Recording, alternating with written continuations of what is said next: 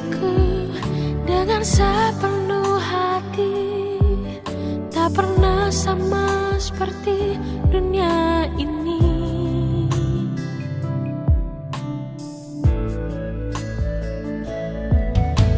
Engkau Bapa yang mengajariku melewati badai langit biru. Kau yang buatku terbang bagaikan raja wali, mengatasi segala pencobaan.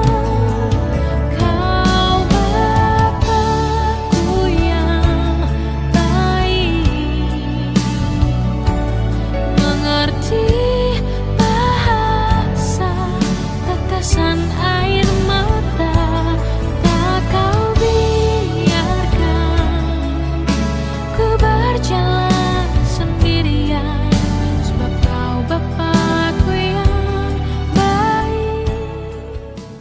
Halo, selamat sore semuanya. Kembali lagi ke renungan harian kita hari ini. Firman Tuhan hari ini kita akan baca dari Matius pasal yang ke-21. Kita lihat ayatnya yang ke-12 dan 13. Mari kita baca bersama-sama. Yesus menyucikan bait Allah. Lalu Yesus masuk ke bait Allah dan mengusir semua orang yang berjual beli di halaman bait Allah.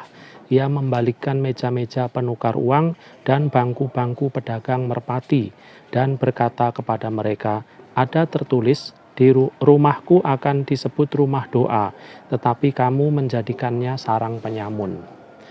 Dalam bacaan kita hari ini, saya melihat bahwa Tuhan Yesus marah kali ini ya.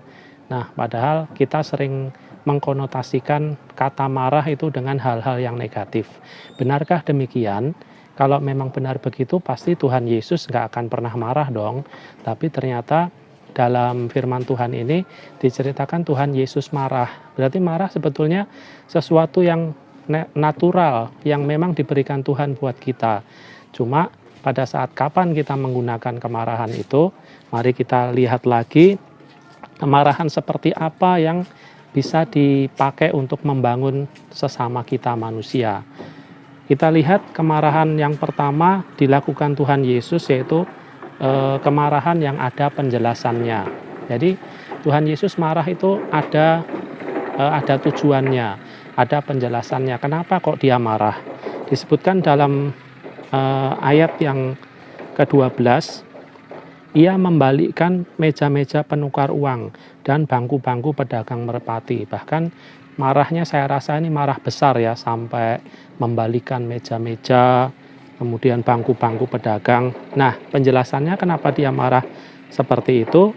Karena Tuhan Yesus nggak terima rumah Tuhan yang seharusnya disebut sebagai rumah doa, tetapi dijadikan sebagai sarang penyamun. Jadi, kalau mau marah, marahlah dengan kejelasan, marahlah dengan tujuan agar orang yang atau pihak-pihak yang menjadi sasaran kemarahan kita mengerti bahwa kita bertujuan baik dalam kemarahan kita, seperti yang disampaikan Tuhan Yesus ini.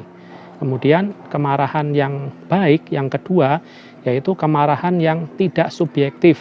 Nah, kemarahan tidak subjektif itu yang seperti apa? Jadi marah itu bukan menyasar atau menyerang pada individu atau personalnya, tetapi pada cara mereka melakukan sesuatu. Dalam hal ini, firman Tuhan tidak menyebutkan Tuhan Yesus marah kepada kaum Farisi atau kaum Saduki atau penduduk atau si A, si B, si C atau siapapun. Tidak ada disebut di situ